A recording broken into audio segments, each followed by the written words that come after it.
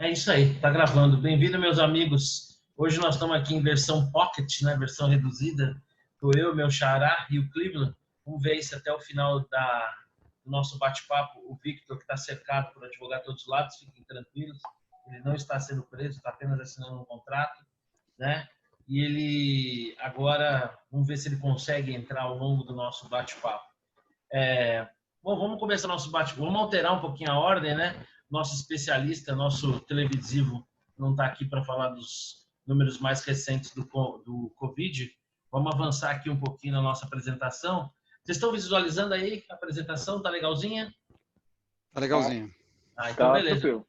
Bom, vamos falar desse primeiro bate-papo aqui da semana, né? O Xará, o Salles e o Bolsonaro querem acabar com o Brasil, querem acabar com a natureza, querem pôr fogo em tudo, está liberado destruir manguezais e restingas. Qual que é a sua impressão aí sobre esse último episódio envolvendo o Conselho Nacional do Meio Ambiente? Se vocês quiserem, eu fiz uma liçãozinha de casa aqui, me permitirem, eu tenho Boa. um breve resuminho aqui das medidas, né? E aí a gente pode falar sobre elas.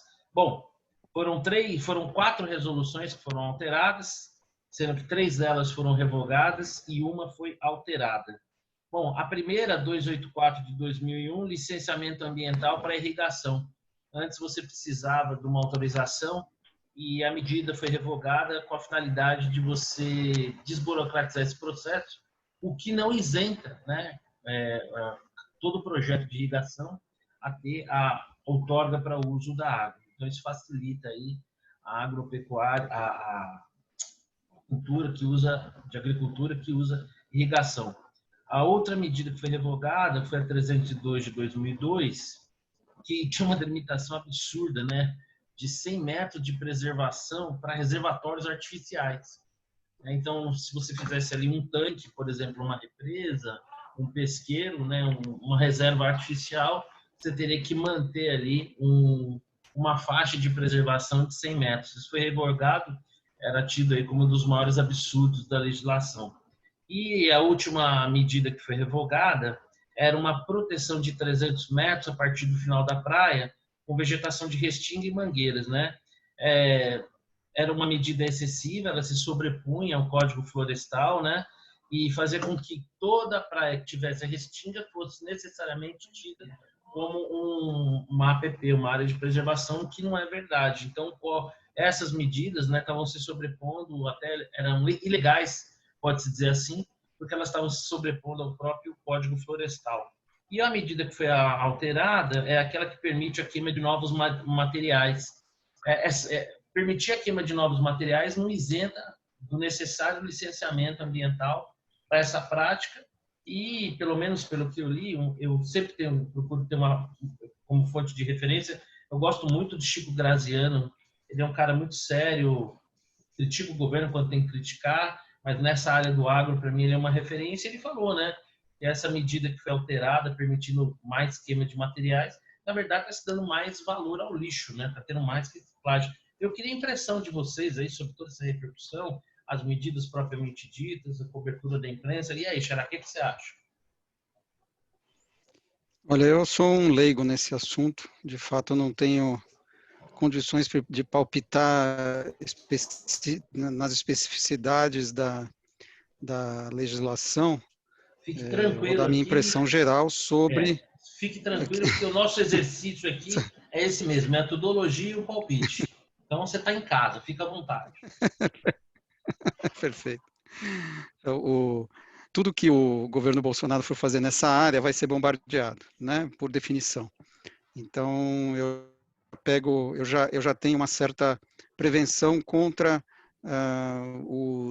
vamos dizer, as reações de maneira geral, nessa área especificamente que eu não conheço, né? Então, de fato, eu não consegui ir atrás, a única coisa que eu li foi, de fato, as notícias do dia e repercussões, até o Estadão, que foi o jornal que eu li, trouxe opiniões contrárias e opiniões a favor, né, da resolução. Pelo que eu entendi, exatamente isso, quer dizer, são resoluções que foram ultrapassadas pelo próprio Código Florestal, o que dizem que o Código Florestal não foi sequer regulamentado, então não está valendo. Então eu fiquei na dúvida, né? Poxa, então o Código Florestal não está valendo, o que está valendo, né? De fato, é muito confuso, inclusive a cobertura da imprensa, né?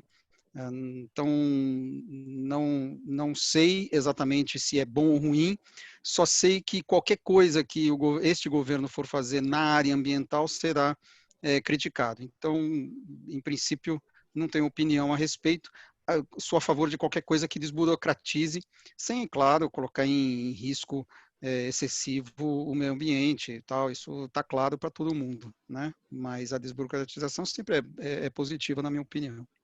Ô Cleveland, você já esteve dentro do governo, né? Uma das medidas em relação ao CONAMA foi diminuir o número. Eu sempre aprendi uma coisa na minha vida: quando você tiver um problema e você não quiser resolver, monta uma comissão e um conselho que tende a dar certo, né? E o CONAMA, ele tinha só 96 90. membros, né? E agora ficou reduzido, ficou pequenininho, agora só tem 23 membros. Eu queria a sua impressão em relação a essa notícia aí, e particularmente sobre essa questão do tamanho desse conselho, né? Você que esteve dentro do governo, qual é a sua impressão? Vamos lá. Quantidade de gente no conselho não tem absolutamente nada a ver com a qualidade do conselho. A questão é qual o nível de representatividade que você tem no conselho, qual a capacidade técnica das pessoas que estão envolvidas e qual é a finalidade desse conselho em si. Então, ter 20, ter 90, 90 você aumenta o custo de transação, né? Você dificulta até tomar decisões para o bem ou para o mal. Então, é um problema bastante grave. Eu não acho que um conselho consiga funcionar com 90 pessoas, 90 e tantas pessoas. Eu acho que esse definitivamente não é o problema. Eu também fui dar uma olhadinha nessas resoluções que foram revogadas e alteradas. Eu não acho que seja uma coisa tão trivial. Eu acho que tem pontos que deveriam, outros que deveriam ser melhor refletidos, mas é uma discussão técnica. E o que me assusta nessa história toda é que uma discussão eminentemente técnica, que tem impacto sobre o meio ambiente de um lado e sobre investimento e geração de renda do outro, ela virou mais uma das questões de briga política. O que me assusta é quão impressionante esse governo é de incapacidade de lidar com questões que ele poderia lidar de uma maneira muito melhor. Então parece que é sair na porrada o tempo todo, é brigar o tempo todo, arranjar encrenca o tempo todo, e levanta a bola para pessoas que não sabem absolutamente nada, que estão falando no jornal sem ter o mínimo conhecimento do assunto, e que saem batendo de graça. Então é mais ou menos o seguinte: eu levanto a bola para vocês baterem em mim, e como tem um monte de gente que não gosta, vão bater em mim. E eu vou ficar com a fama tanto do Brasil quanto fora. Só que isso não é uma questão de ser machão ou coisa do tipo. Isso tem impacto sobre toda a economia brasileira, sobre nossa capacidade de exportar, sobre nossa capacidade de atrair investimento e outras coisas mais. Então, por que o governo não baixa a bola e trabalha de uma maneira mais transparente? Por que não mostra o porquê que ele acha que tem que ser alterado? Por que não mostra por que reduziu? Por que não leva isso mais como uma coisa para debate, mesmo que tenha uma posição definida? Por que ficar nessa coisa de ministro do meio ambiente dando um recadinho para candidato a presidente dos Estados Unidos? Acho feio demais. É levantar a bola para o cara que está lá, levantar a bola para o outro que está na França. Para que isso? Acho que a gente tem coisa muito mais importante para fazer. Mas, enfim, eu não acho que seja uma discussão simples, é uma discussão técnica. Eu também não acho que 90 pessoas não consigam resolver nada. Não acho que a questão é essa. Eu acho que precisa ter mais transparência e ter mais diálogo. Eu acho que é essa a questão. E eu não estou dando razão para os Zé Cochatos da vida, não. Estou muito longe disso. Mas eu acho que as coisas precisam ser um pouquinho melhor trabalhadas. Eu vou começar aí pelo final, dando a minha opinião, né, do que o Cleveland falou. Eu acho que esse é mais um daqueles incontáveis exemplos, né, do como esse governo se comunica mal. Eu, quando saiu essa notícia, uma coisa que me chamou bastante atenção foi que a cobertura dos veículos de imprensa, em geral, não traziam aquilo, apesar de eu nunca ter estudado jornalismo, mas eu sei que, né, não, e não somente isso, mas assim, o beabá do jornalismo diz que tem que ter o outro lado, né?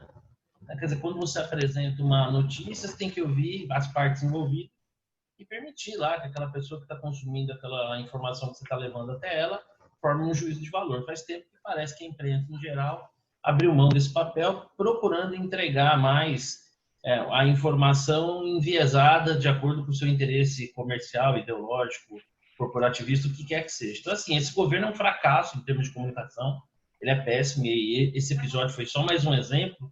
E por que eu digo que foi só mais um exemplo? Porque quando saiu isso, eu comecei a procurar me informar, né? Então, como eu disse para vocês, o Chico Graziano é um cara que eu tenho na conta de ser um cara muito sério, uma referência, mas eu tenho acesso aí a pessoas que sempre foram muito envolvidas com questões do meio ambiente, gente que faz parte aí, de um grupo de debates com predominância de gente da esquerda aí ligada a uma universidade, né? E dentro desse grupo tem uma ambientalista que poderia estar até aqui hoje, convidei para estar aqui conversando com a gente, mas que infelizmente por limitações, né, do cargo que ela ocupa junto a uma entidade classista, ela não pôde estar aqui. E o que ela reportou foi muito em linha com o que o Chico Graziano coloca, né? Quando você cria um arcabouço legal, tão complexo, tão inexequível, tão fora da realidade, você empurra, né, as pessoas para a clandestinidade, para a marginalidade, você inviabiliza a exploração sustentável do meio ambiente, né?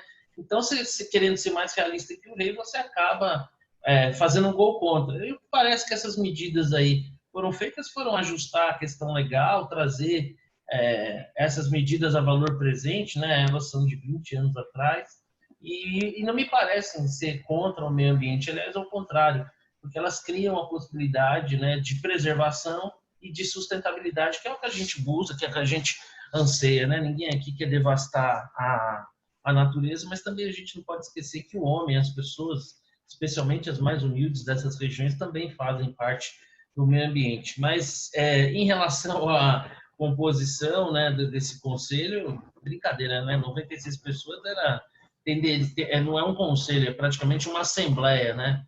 Então, acho que essa redução, ela veio de bom tamanho. É claro que tem que ter uma preocupação de que esse conselho tenha uma legitimidade, né? Não adianta você colocar 23 membros do governo, tem que ter ali uma distribuição, mas tem um aspecto que é importante, né? O Ministério Público faz parte desse conselho na condição de observador.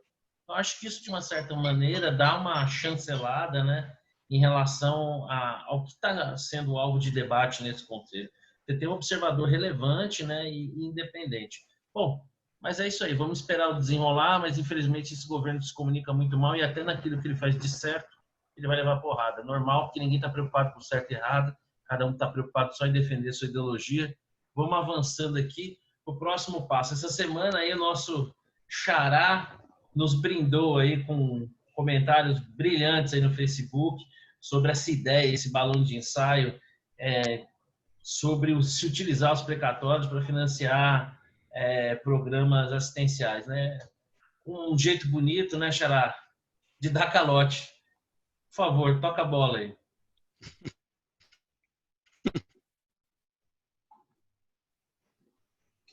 É que os assuntos ficam velhos muito rapidamente, né? Esse Exatamente.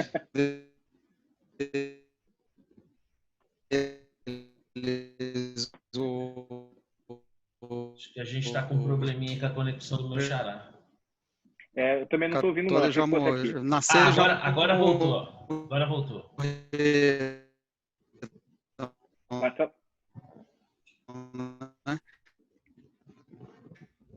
Não estou ouvindo, Marcelo. Deixa eu ver aqui se o meu xará tá travado. Vou fazer o seguinte, xará.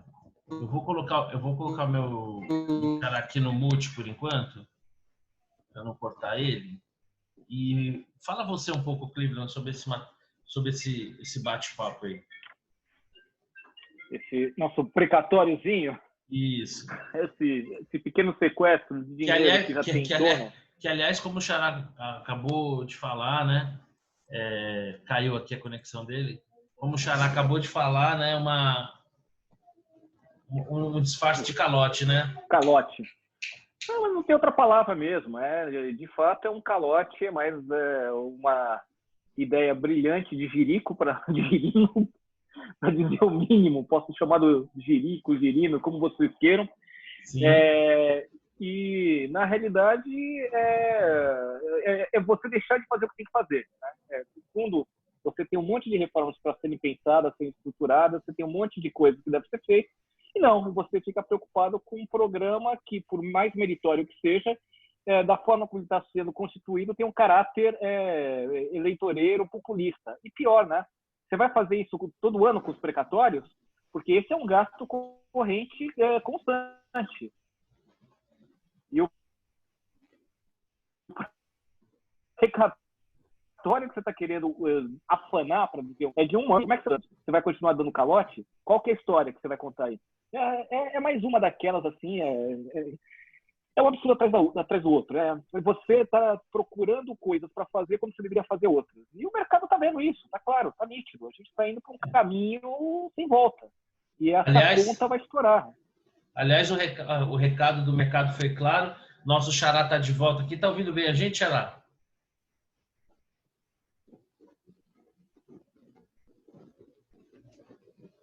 Marcelo? Estou ouvindo. O problema está na minha internet. Um ponto que não... Oi. Não, tudo bem. De fato, está difícil hoje. Não, mas está tranquilo. Agora você já voltou. Me diga uma coisa. Eu vou... Daqui a pouco eu vou embora. Então, deixa eu passar meu recado rapidinho. Porque minha internet está bem instável. O problema os precatórios já morreram, né? Então, não tem muito mais o que discutir a respeito disso. O problema todo é que o governo não quer fazer a lição de casa. O problema é que a gente precisa cortar gasto. E não se quer cortar gasto. Então, você está tentando encontrar atalhos para não cortar gasto, em primeiro lugar, e depois vai se jogar a toalha, porque não tem atalho, e nós vamos aumentar imposto e vamos furar o teto de gastos. É isso que vai acabar acontecendo, né? Então, esse é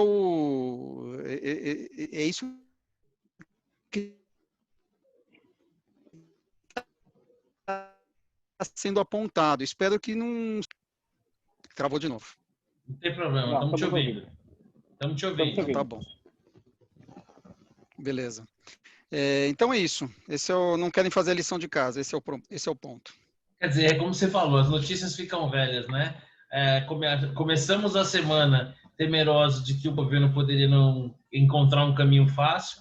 A notícia em si já morreu, mas eu acho que ela tem uma importância, que é como você falou, né, Xará? Foi mostrar a vocação de que esse governo, ele realmente está dividido, né, entre uma disputa política na continuidade desse mandato e realmente mexer na ferida, né? Exato. É isso aí. Bom, vamos passar para o próximo assunto aqui, que é o seguinte. Xará, eu queria começar com você. Nem tudo que reluz é ouro, mas também nem tudo que balança cai, né? Essa notícia de uma geração recorde de empregos para o mês de agosto desde 2010 não é algo que possa ser tido como negativo. Aliás, ao contrário, né? Geração de empregos é sempre positivo, mas talvez não seja tão positivo ou nos dê tanta esperança assim como se poderia imaginar, né? O CAGED ele é um número muito específico, né? Ele mede criação de empregos com carteira assinada, né? Então você tem vários tipos de trabalhadores, né? Os carteiras assinadas são uma minoria. Tem os pequenos empreendedores, tem informais, que são a maioria e tudo mais. E o fato de ter criado 250 mil empregos em agosto, que é o melhor agosto desde 2010, fica um pouco prejudicado porque você está saindo de uma grande depressão, né, que foi o mês de março, e agora está recuperando, né? Então não dá para comparar este agosto com outros agostos, né? A sazonalidade acabou prejudicada. De qualquer maneira, é uma recuperação importante. Exato. Você está no meio do efeito mola. Você tem uma mola comprimida e quando você solta ela vai, né? Exatamente. E você tem um número positivo, significa mais ou menos que você parou de destruir empregos, né? E começou a reconstruir. Mas é muito lento, se a gente pegar os números do IBGE, que também não são números lá muito confiáveis, porque o IBGE trabalha com amostragem, e você está no meio da pandemia, os coletores de dados do IBGE têm limitação no seu trabalho também. Está meio tateando nessa questão. O fato é que o desemprego está alto, e já estava alto antes, né? Eu acho que até não subiu tanto quanto nos Estados Unidos, por exemplo. O nosso mercado de trabalho ele é mais rígido, mas também não vai cair rápido, né? Eu acho que é uma comemoração assim, ok, parou de cair. O pior está para trás, mas o para frente não é tão brilhante assim.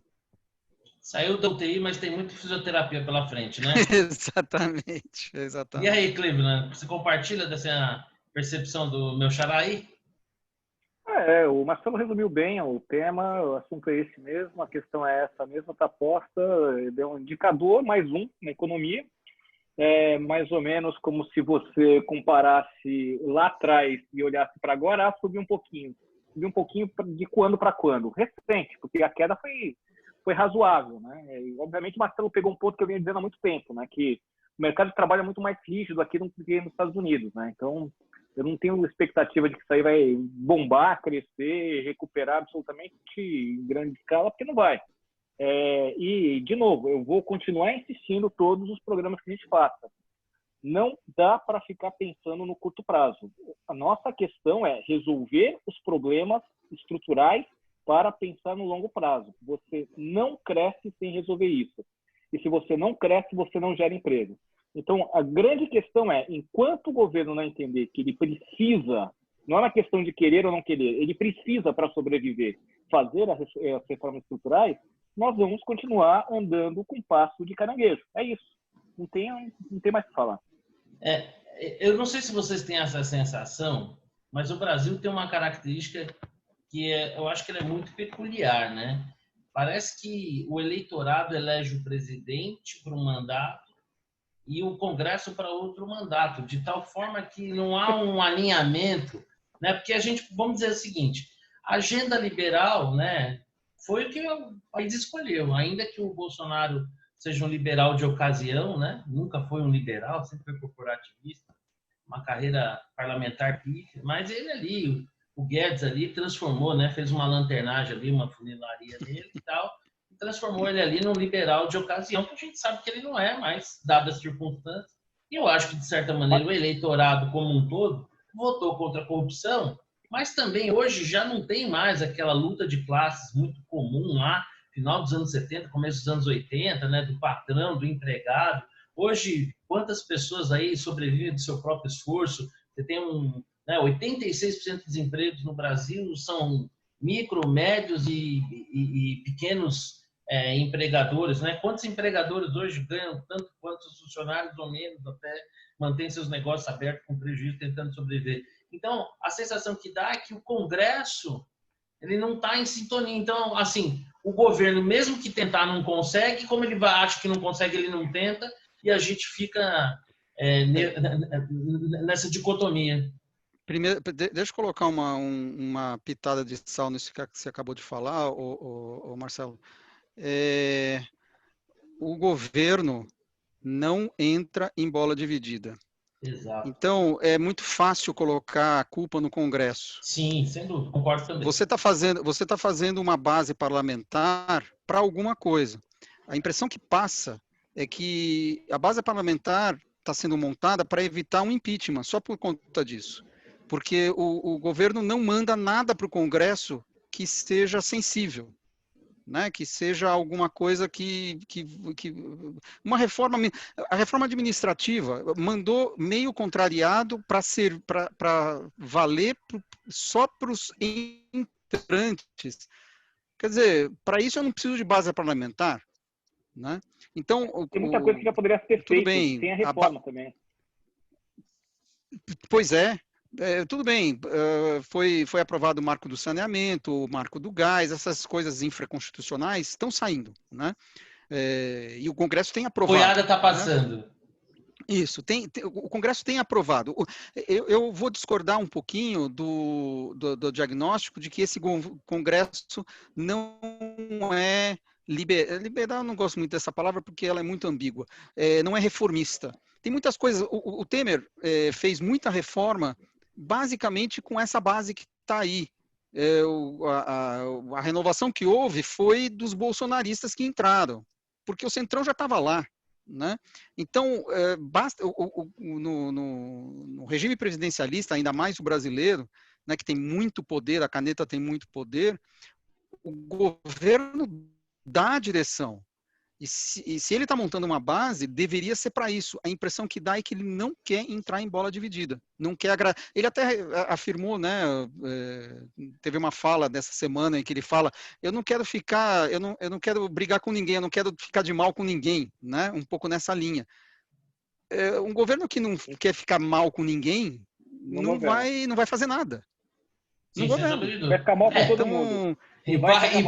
Empate fora de casa nosso, né? A sensação que dá é que cada vez mais o Bolsonaro está jogando com o regulamento debaixo do braço, a oposição cada dia, né, garante mais a reeleição dele, que nós temos uma oposição imbecil, né, uma oposição que não é republicana, né?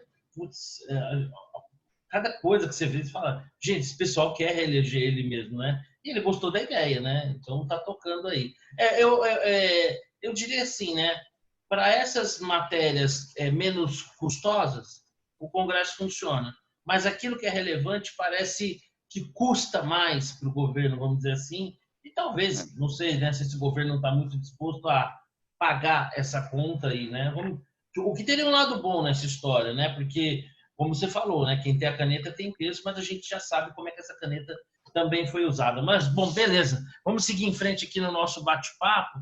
O nosso próximo tema, né, que é falar aí, né, a volta dos que não foram, né? Nunca foi amor. Parece que, vez ou outra, aí, eles dão um sinal de que estão em paz, mas Tom e Jerry sempre são arqui-inimigos. Essa semana aí, o Paulo Guedes disse que as privatizações não caminham por conta do primeiro-ministro, quer dizer, por conta do presidente da Câmara, o botafoguense Rodrigo Maia. Eu queria a sua impressão, Cleveland. O Paulo Guedes tem que falar menos e fazer mais? Se ele tem razão? Como é que você vê essa história aí? Você fica do lado de alguém? Isso me cansa tanto, assim, ficar ouvindo essas coisas. Assim, o que me desgasta é ver um ministro da Fazenda que deveria trabalhar nos bastidores, conversar, ouvir, dialogar, ser duro quando necessário e tudo mais. Ir para uma reunião, sei lá o que é aquilo, para divulgação de dados do CAGED, que não tinha nada a ver com o assunto, e começar a falar, porque o presidente do Congresso ele está fazendo acordozinho com a oposição e coisa. Sabe? Por mais que ele pense, ache, tenha certeza que seja, para que isso? Vai criar mais fricção do que já tem? E me explica por que ele resolve participar de uma reunião no Planalto, sai para dar entrevista falando o que vai fazer e depois diz que não vai fazer isso. Que, sabe, são coisas assim que eu não entendo. É falar demais e fazer de menos. É falar demais e entregar de menos. É falar demais e... É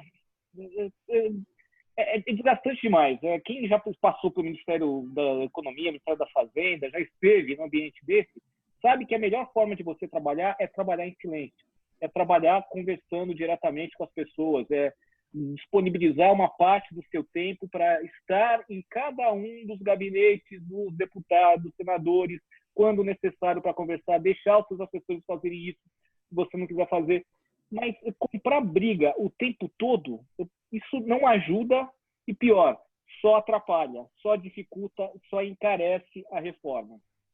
Antes de passar a bola para o Xará, né, eu gosto muito de ouvir vocês falarem, gente que enriquece meu convite, mas eu não resisto a fazer uma provocação ao meu amigo Cleveland. Não foi fazendo política exatamente desse jeito aí que nós não fizemos a reforma administrativa, que nós não fizemos a reforma da Previdência, que nós não fizemos a reforma tributária até hoje. Porque a reforma da Previdência ela quase que se impôs, né? Teve passeata para ter reforma. Então, eu não acho que tenha sido assim, um mérito muito grande. Acho que não teve um mérito muito grande do governo em termos de convencimento. Era uma bomba relógio. O desarme era história na tua cara. Essas duas reformas, administrativa e tributária, desde que eu me entendo por gente, olha que eu estou no mercado faz bastante tempo, desde 86, é uma vida. Eu vejo falar disso e nenhum governo, de fato, fez. Essa forma de fazer política aí não foi exatamente essa que nos fez chegar até aqui? Não acho, Marcão. Não acho. Vamos lá, vamos por partes. A reforma da Previdência da década de 90, ela não foi feita por um voto. Exatamente por um voto. Do Antônio Candir, né? Na comissão. Do cara do partido do presidente. Exatamente. Errou lá na hora, né? Diz ele que errou, né? Eu, particularmente, não acredito muito nessa história, não. Não comprei até hoje essa história. Eu acho que eu acho que é que nem melancia. Se você cortar, por fora é verde, mas se você cortar. Mas só para a gente lembrar, as prioridades que estavam colocadas lá atrás eram outras. A hora que você começa a resolver, você vai trazendo uma a uma prioridade. No caso do Lula, não. No caso do Lula, a gente viu claramente que ele não queria fazer algumas reformas, ele deixou o negócio de lado, ele não quis comprar a briga, ele nem entrou, ele nem entrou para o jogo, ele nem entrou no campo.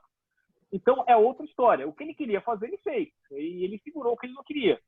Nitidamente foi isso, e ele fez uma pequena reforma da Previdência quando ele achou que deveria fazer. Ele deu alguma modificada, mas a reforma administrativa ele não ia fazer nunca. Ele não queria, não era a praia dele, a base eleitoral dele, e assim por diante. Então, não era. E mais do que isso, se você comparar lá atrás com a data de hoje a reforma administrativa é muito mais necessária por tudo que o governo do PT fez ao longo do tempo, do que era naquela época. Não que não houvesse uma necessidade, até foi feito, até você teve uma melhoria em termos da qualificação de funcionários e tudo mais. Você teve uma pequena reforma, inclusive completa, por incrível que pareça. Mas a reforma de hoje tem que ser muito maior do que foi aquilo lá atrás. Então, o barulho, ele gera ruído demais. Você pode trabalhar bem na imprensa, falando da necessidade da reforma, mas não vai para a imprensa comprar briga. Se tiver que compra a briga lá dentro. E vai para a imprensa vender a necessidade dessa reforma.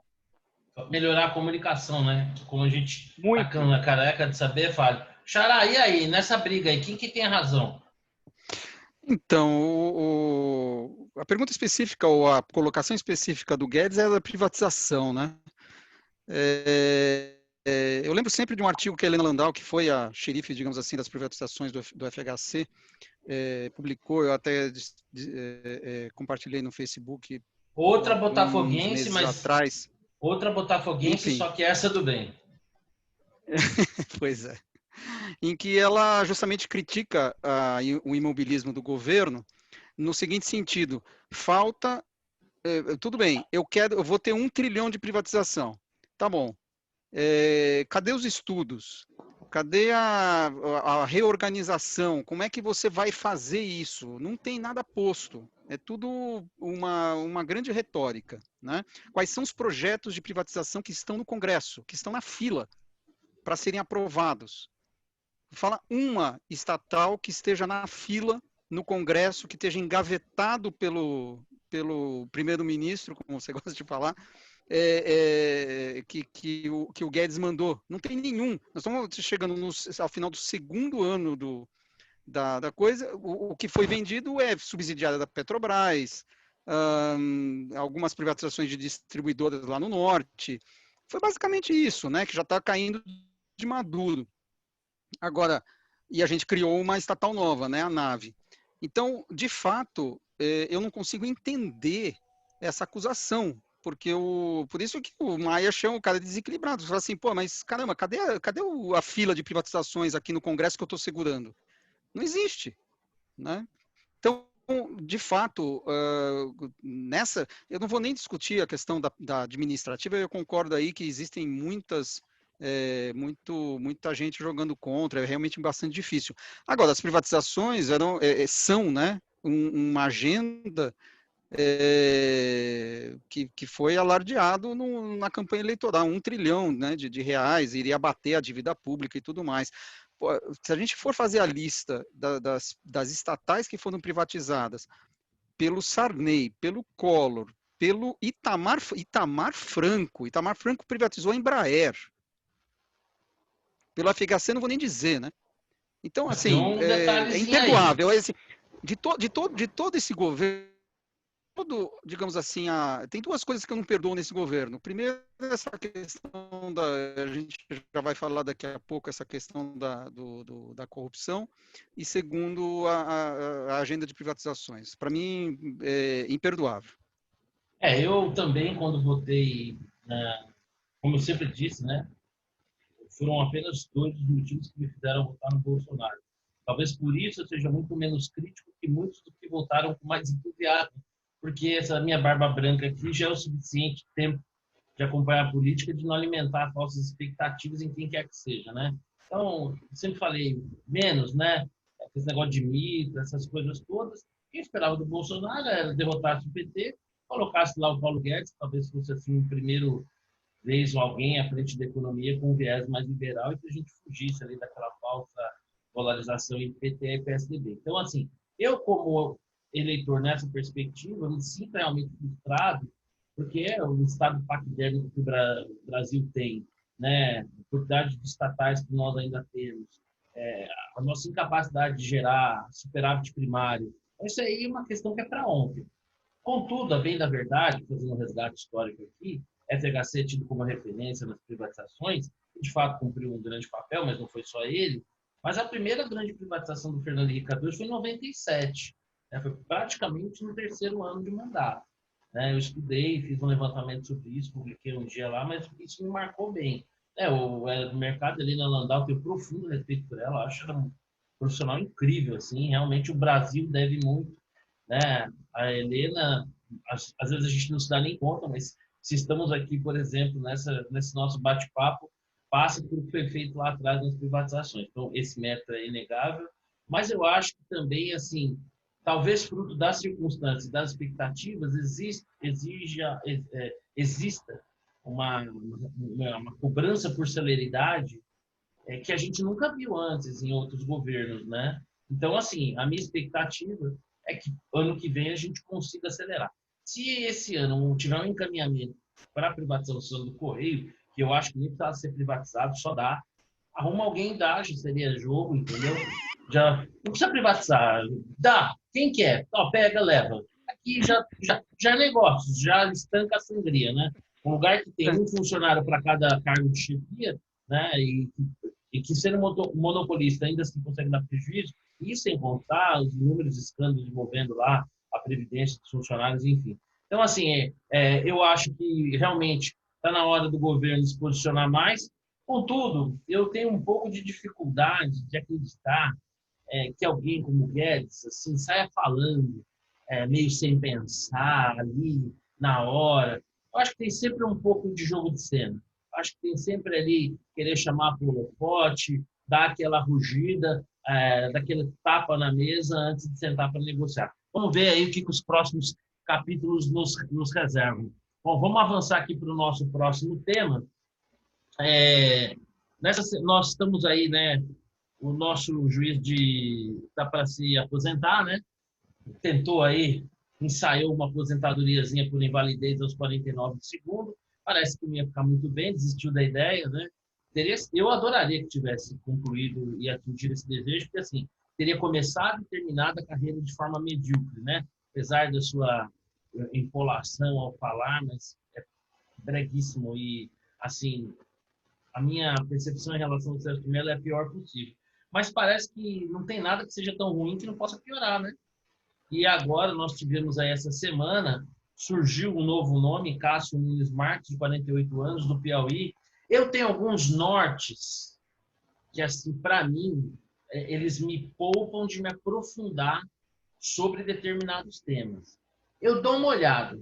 Se o fulano de tal é a favor, eu já tendo a ser contra.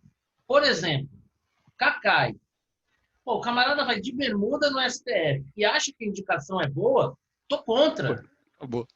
Acabou, não preciso de mais. Não preciso ir mais a fundo. O cara que é especializado na clientela que esse camarada porra, se ele acha que esse cara é bom, esse cara é péssimo pro país. Não tenho dúvida nenhuma quanto a isso.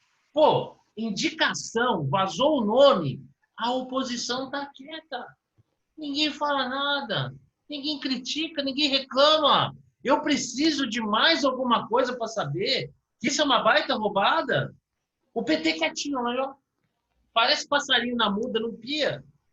Pô, os caras criticam tudo. Os caras chamaram de desvio uma doação que o governo pediu para a empresa, se poderia converter aquela doação, seria originalmente para teste de Covid, se poderia converter em cesta básica para gente que está com fome.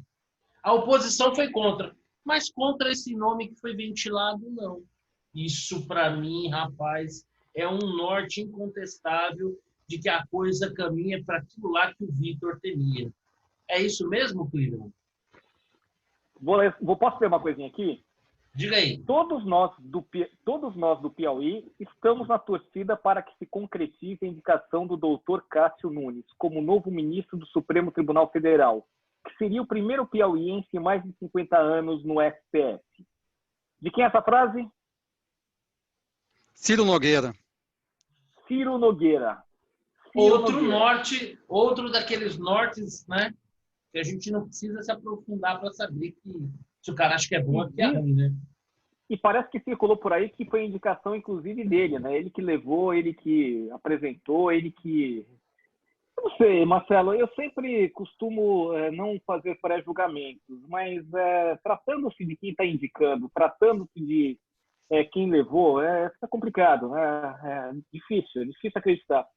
Mas eu acho que tem uma coisa que é pior, uma coisa que, assim, as pessoas, eu acho que já se acostumaram com isso. A gente fala tanto em independência dos poderes, o presidente pega um sujeito aqui, vem cá, vamos lá comigo na casa do fulano de tal, que é ministro do Supremo, e vamos conversar com outro que é ministro do Supremo, vamos bater um papo lá, tomar uma cerveja e coisa do tipo. Gente, o que é isso? O que é isso? O que é isso?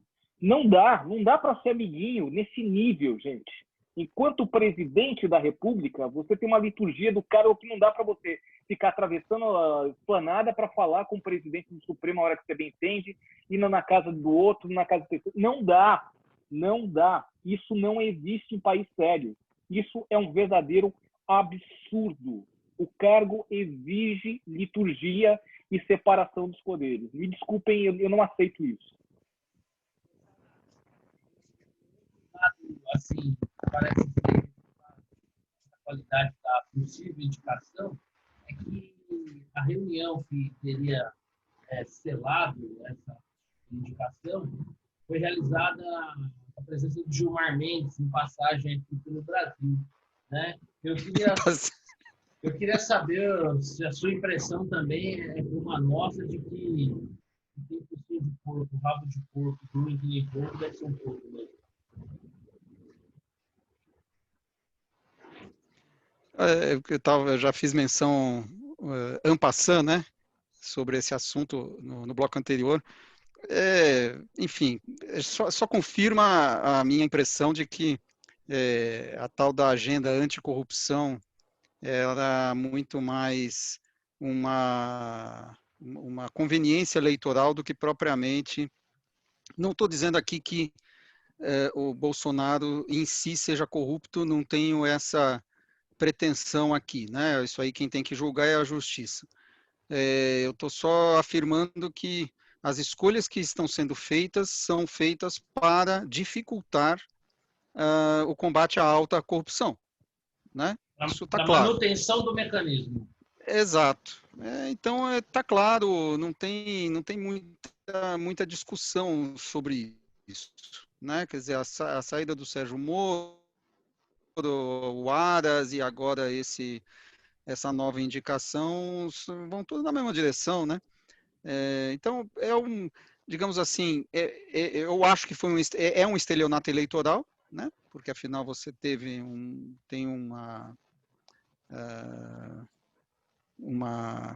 eu acho que caiu minha conexão, né? Não, lento, não. Não, estamos te ouvindo. Não, estamos ouvindo bem. Você está falando tão bem, então tá bom. que a gente está tão concentrado que parecia que a gente estava morto. Pois é. Que apareceu uma mensagem aqui que minha conexão estava instável. Vamos lá. Eu estava falando que me parece um estelionato eleitoral, porque efetivamente a agenda anticorrupção, todo aquele movimento iniciado pela Lava Jato, foi o que levou o Bolsonaro aonde ele está, né? Não vamos esquecer que bem a questão econômica, a grande recessão e tudo mais, mas o que mexeu, de fato, o que levou as pessoas para Paulista foi essa questão do petrolão, né?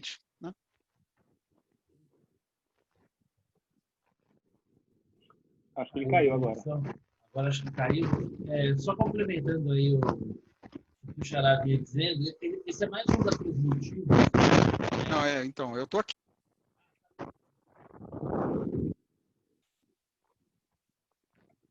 Agora não estou ouvindo ninguém.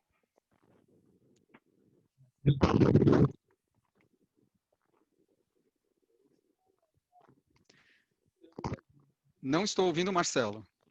Também não estou ouvindo o Marcelo.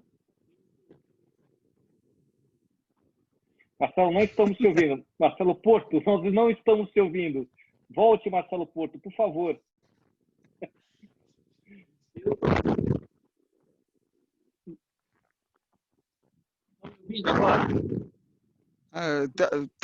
Tem um ruído atrás, mas agora já deu para ouvir alguma coisa. Agora não. Não. Marcelo, você está sem voz.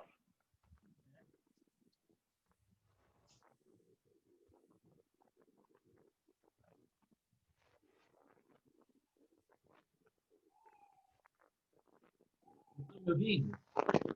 Agora sim. Está me ouvindo, Cleveland? Sim, agora vai. Melhorou, acho que a conexão. Bom, só para complementar aqui, por que eu não perdoo o Sérgio Moro de ter saído do governo? Eu acho que ele optou por um caminho, das duas, um caminho fácil, um caminho de uma agenda própria.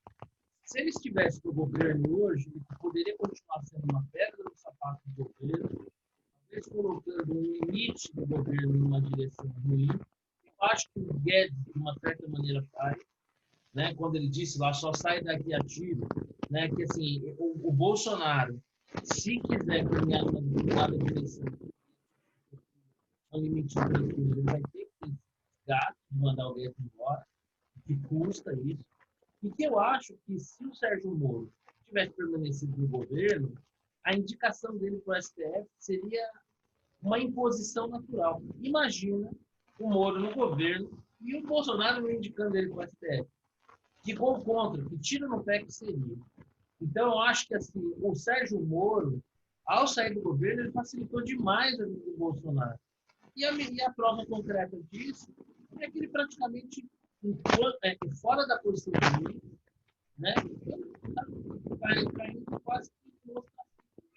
Ele saiu do ministério super importante, uma possível carreira no Instituto Tribunal Federal, para se tornar um órgão de um artigo. Tomar, assim, eu tenho uma sensação que eu tenho essa relevância que as pessoas têm para ele, então acho que ele fez uma escolha errada, mas Marcelo, você tá encostando em alguma parte com o microfone que está com mau contato e a gente está ouvindo mal, viu? Eu não sei, rapaz. Pior que eu estou sem microfone. Eu acho que a qualidade da conexão mesmo, porque eu estou porque piorou da última vez que você falou. Tava bom, aí eu não sei por que piorou. Eu acho que é a qualidade da conexão mesmo. Mas vamos avançar para o próximo tema aí. Cleveland, fala do debate. Falou o quê? Que debate? Que debate? Shut up! Cala a boca, pô! Não sei se eu vi essa parte, foi ótima, foi a melhor. Assim, foi um monólogo, né? Quer dizer, monático, sei lá como é que eu vou chamar isso. Foi uma única pessoa debatendo com ela mesma, outra lá atropelada, assim. Outro dia me perguntaram o que eu achei do debate, quem que ganhou, quem que perdeu o debate. Eu acho que é mais fácil a gente tentar perceber quem é que perdeu menos, né? Eu acho que quem perdeu menos foi o Trump, porque ele levou para um nível o debate que ele tirou todo o foco do que seria relevante. E o Biden, a gente já sabe, né? O Biden está fazendo um esforço enorme para perder essa eleição. Ele e a torcida dele, né? Então, eu que sempre vinha achando que o Biden vai levar, depois de olhar esse debate, já tenho sérias dúvidas. Porque é como se os dois lutassem para baixar a quantidade de eleitores votando nele. E o Trump conseguiu fazer muito mais pressão para isso. Eu, se estivesse nos Estados Unidos, eu não votaria nenhum dos dois. Eu, sei lá, eu iria votar... Onde que eu posso votar? Em Marte, Júpiter, coisa do tipo. Porque vir para o Brasil também não resolve, né? Enfim, foi E aí, Xará? Então, esse evento está entre aqueles classificados como eu não vi e não gostei. Não Sorte vi o sua. debate. Sorte sua. Pois é, eu não, muito tarde, eu não estava muito afim de. Depois eu fui ver as repercussões, né? E parecia mais, me lembrou Telecat, né? Aquelas lutas a luta livre meio de chanchada, né? Que, enfim, os dois fantasiados lá com uma luta meio sem sentido. Enfim, o debate, nesse aspecto, eu vou ficar com um comentário que para mim me pareceu o mais razoável, que é do Guga Chakra, apesar de eu não gostar dele, mas ele fez um comentário que parece que me faz sentido. Não foi um debate para os indecisos, foi um debate para as próprias tribos, né? Porque cada tribo saiu mais confiante ou mais convencida do seu próprio voto. É meio inútil, né? Vamos ver se os próximos estão pensando em fazer algumas mudanças de regras para tentar fazer com que o debate seja um pouco mais útil. Diga, Cleveland. Não, é muito rápido. Eu, como comecei a assistir o debate, entre aspas, na Globo News, teve uma coisa que foi muito interessante de ver. A incapacidade de fazerem uma tradução simultânea desse debate. Foi a coisa mais engraçada que eu já vi na minha vida. Eu não aguentei 5 minutos, eu fui para a CNN, né? Eu não aguentei 5 minutos, eu fiquei rindo 5 minutos lá. Mas foi hilário. Quem perdeu tem que ver. Mas é impossível, né? Imagina. Está me ouvindo melhor agora? Um pouco melhor. Vou tentar nem mexer aqui para dar minha opinião. Está bem longe. Está longe. Vou tentar nem me... Melhorou agora? Melhorou bastante. Vou tentar nem me mexer muito aqui para não comprometer o áudio.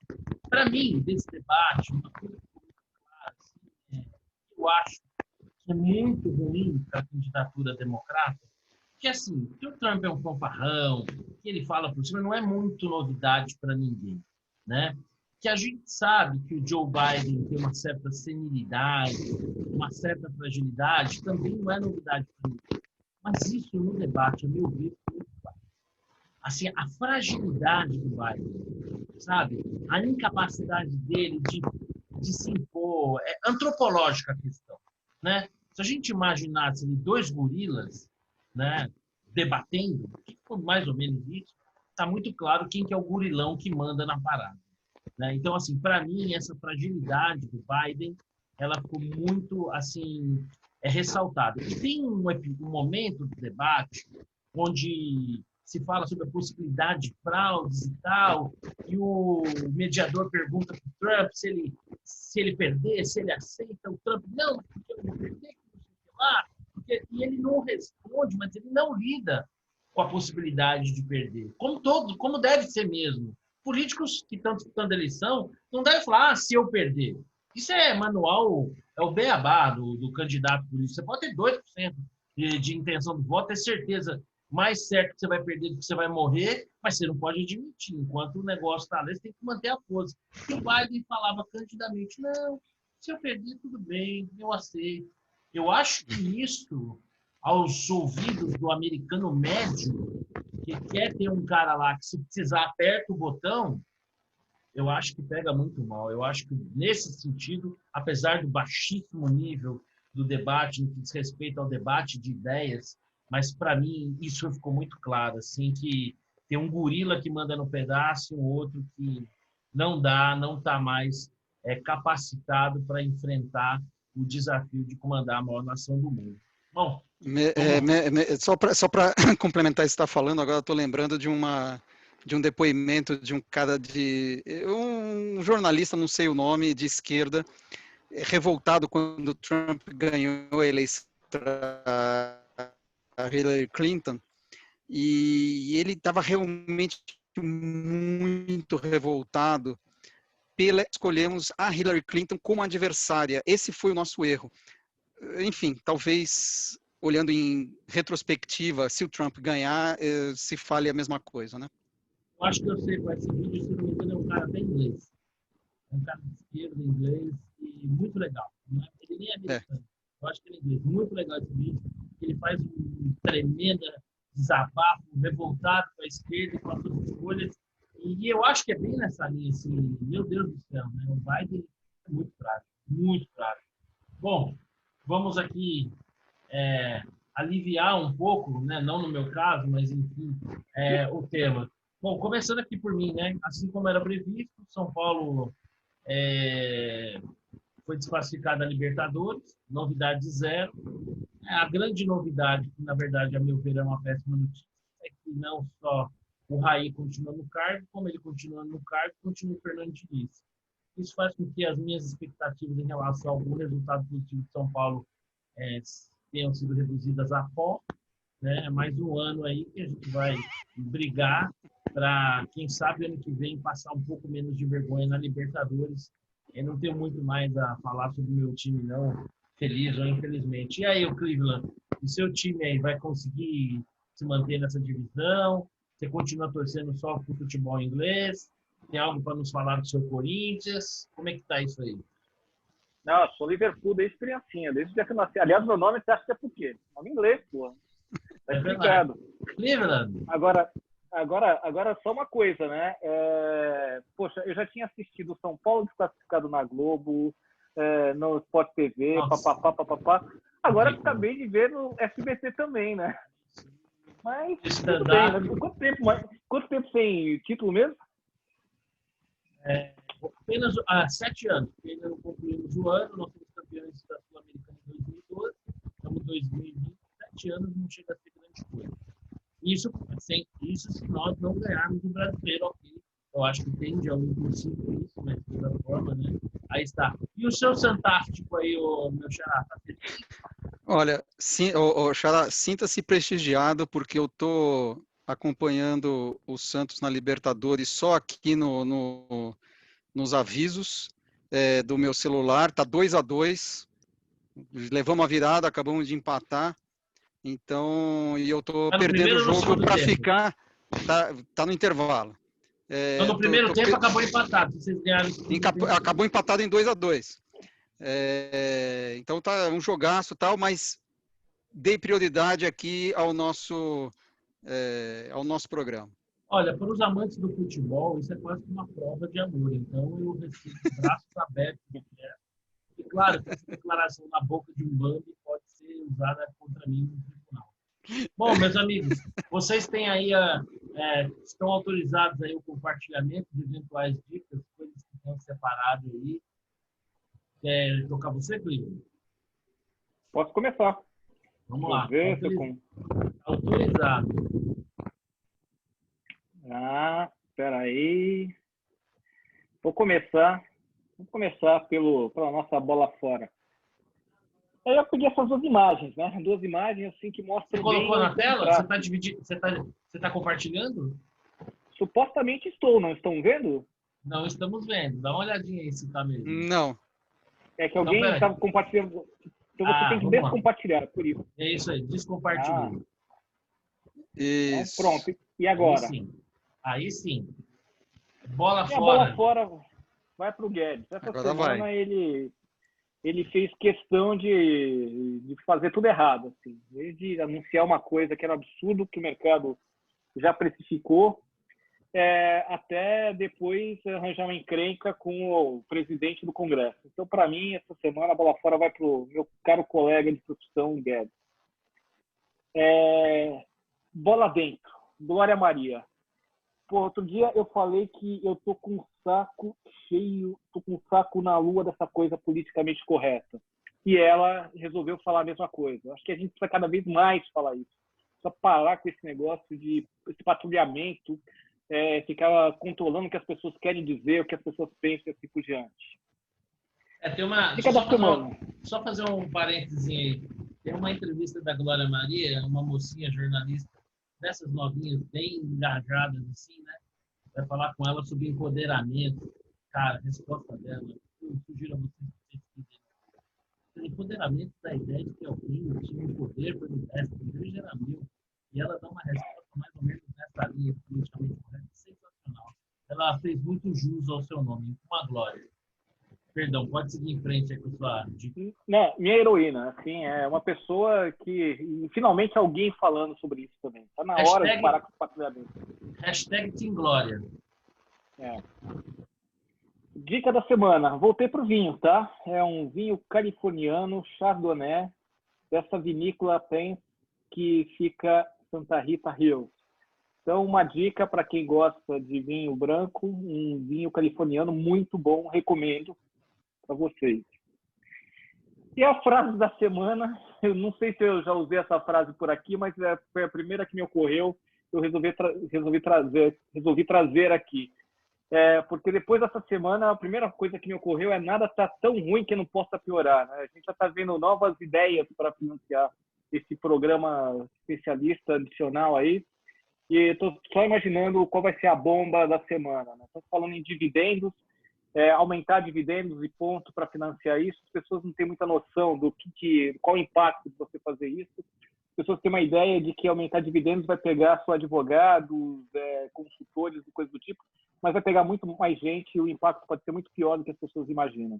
Acho que a gente precisa discutir seriamente essa ideia de aumentar dividendos, em que contexto aumentar e quanto aumentar. Acho que a gente precisa pensar melhor sobre isso. Enfim, termino minha participação aqui.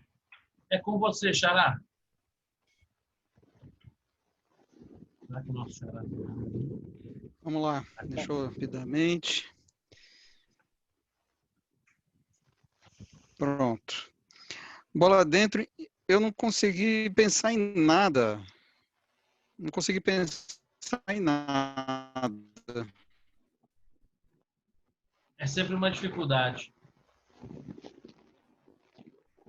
Olha, esse da Glória Maria é boa. Parabéns lá fora, sem dúvida, é o Guedes. Mas eu preferi... como eu sabia que vinha o Guedes... O Guedes não, né? Desculpa. Os precatórios, né? O precatórios... Porque não foi obra do Guedes só, né? Teve um concerto, né? Legislativo, executivo, enfim. Teve ali foi uma obra a várias patas, né? Então, não é exatamente... Foi exatamente... Marcelo, eu vou usar essa, viu? Uma obra sensacional. Foi ótimo. Sensacional. Sensacional. Eu vou ficar com acabou de piscar aqui no meu celular que o Bolsonaro confirmou o nome dele, né, como sendo o próximo ministro do STF, vai ser direto para do STF, né? Então, esse é o nosso próximo ministro do STF, mais um garantista que vai acabar de enterrar qualquer Jucá disse, né?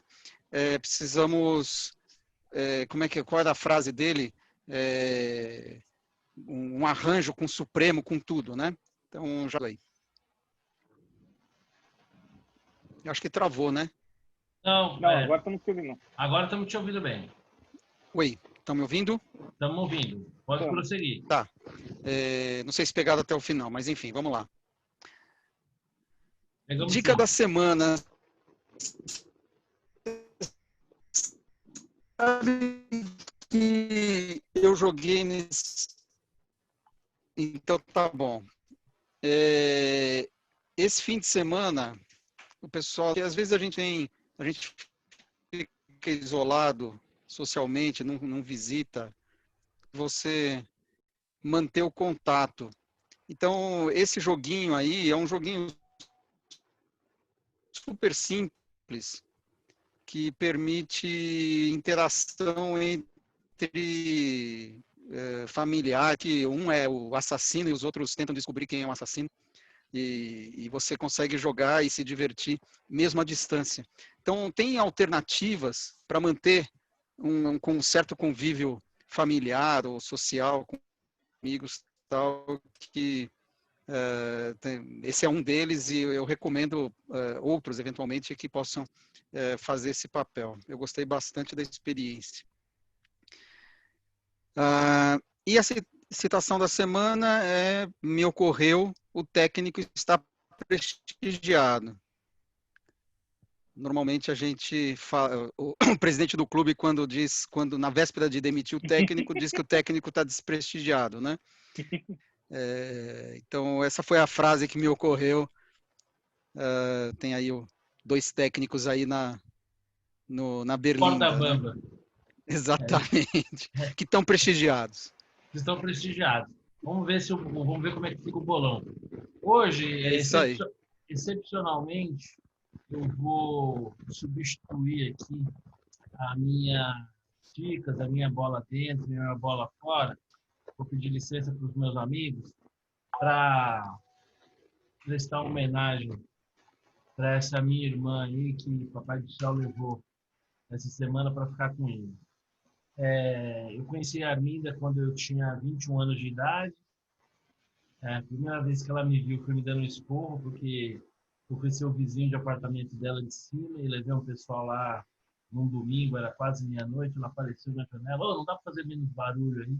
E a gente mal desconfiava que ali estava nascendo uma amizade por uma vida. Ela viu meus filhos crescer, eu vi os filhos dela crescer. O nome dela era Maria Arminda, todo mundo conhecia ela como Arminda. E eu provocativamente chamava ela de Maria. Eu sabia que ela não gostava muito. Mas mal sabia eu que ao provocar ela e chamar ela de Maria, na verdade, eu estava prestando uma homenagem para ela, que hoje eu entendo bem, de uma outra Maria muito importante, que é a mãe do Cristo. Né? Essa Maria que vocês estão vendo aí, ela foi mãe de todo mundo. Ela foi mãe dos filhos dela, ela foi mãe dos meus filhos, ela foi mãe da mãe dela, ela foi mãe da irmã dela, ela foi mãe de muitos colegas de trabalho e quero que ela descanse em paz. Tenho certeza que aonde ela estiver chegando aí, espero que ela encontre lá meu pai, que ela gostar muito dela, encontre o Martinho, que é um cara que era o padrasto dela e as histórias dele não dá para contar aqui no YouTube, só pessoalmente, divertidos demais. Eu tenho certeza que ela vai estar em boa companhia e a Arminda vai deixar uma saudade que não vai passar jamais e ela vai estar sempre viva nos nossos corações. Ela deixa 2 filhos, Ricardo e Ana, que se mostraram 2 gigantes. A Arminda estava doente nos últimos 2 meses. Qualquer um de nós teria durado no máximo 2 ou 3 horas, 2 ou 3 dias no máximo, ela não. Ela sempre foi guerreira, ela nunca desistiu e ela cumpriu a missão dela. Deixou 2 filhos maravilhosos e onde quer que ela esteja, ela sabe que eu vou, enquanto estiver nesse plano aqui, eu vou estar olhando por eles. Então é isso aí. Obrigado mais uma vez pelos amigos aí me prestigiarem, de me encontrarem, dedicarem um pouquinho do seu tempo aí para a gente colocar nosso papo em dia. Mais ainda ao meu xará, que deixou de ver o Santos na Libertadores. Mas, e fica essa homenagem para minha amiga, tá bom? Até semana que vem, eu espero que com um quinteto completo. Obrigado aí pela presença de vocês. Um grande abraço para todos. Fiquem com Deus. Um abraço. Abraço, Valeu. Marcelo. Tchau, tchau. Tchau, tchau. Marcelo. Tchau.